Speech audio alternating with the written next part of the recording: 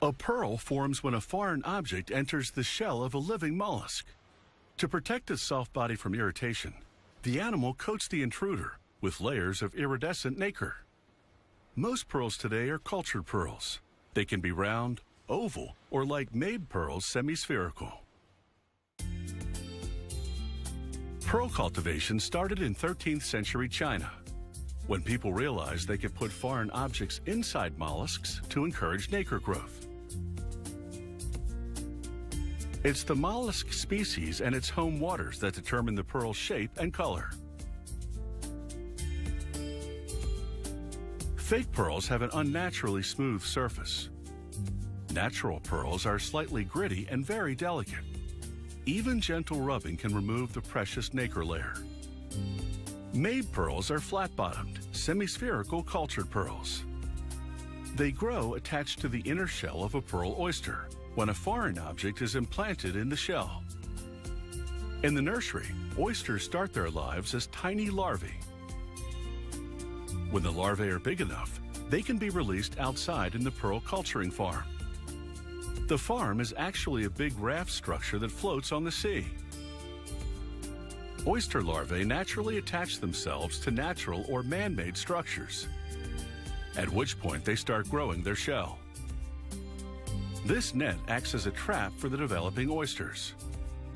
Juveniles are moved to underwater cages, where they will grow for several months. The oyster on the right is about 6 months old. In another 6 months, it will be large enough to start growing a pearl suspended on ropes underwater. To grow a pearl, each oyster must first receive a plastic nucleus. Workers use wedges and speculums to keep the shells open as they work. They gently move the animal to the side, looking for a suitable position for the nucleus implantation. The nucleus size depends on the size of the oyster. Following implantation, the oyster will start secreting nacre over the surface of the nucleus.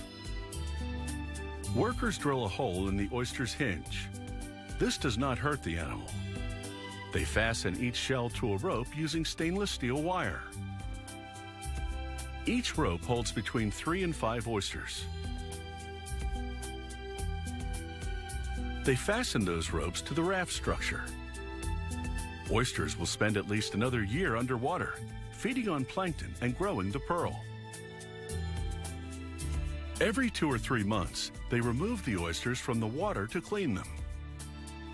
Tropical waters are rich in food and teeming with life, so each oyster becomes a microhabitat for smaller plants and animals. These organisms could prevent the oyster shell from opening and closing freely, hampering its feeding. Using a cleaver knife, they eliminate the thick crust of sea moss, barnacles, and other marine organisms. Once the oysters have grown to a suitable size, it's time to harvest the pearls. Using a thin paring knife, she opens the oysters and removes the animals from their shells. Mabe pearls are most often used in certain rings or earrings, where their dome shape is desirable. Using a diamond saw, they cut the shell around the pearl. After cutting, the nucleus will be removed and replaced with a mixture of resin to improve strength and luster. They use a grinding machine to shape the pearl. Then they polish it to enhance its natural beauty. Jewelers working with pearls arrange them according to size and quality. This artisan is creating a tiara for an international beauty pageant. She uses a magnifying glass to control the quality of the various gemstones and pearls. For other jewelry pieces, they use spherical pearls, such as this South Sea pearl. They insert a miniature screw in the hole. That screw is endowed with a proprietary double lock system which secures the pearl in its setting. The pearl farmers have been growing pearls for 3 generations. Today, they farm 3 species of oysters and produce a total of about 25,000 pearls every year.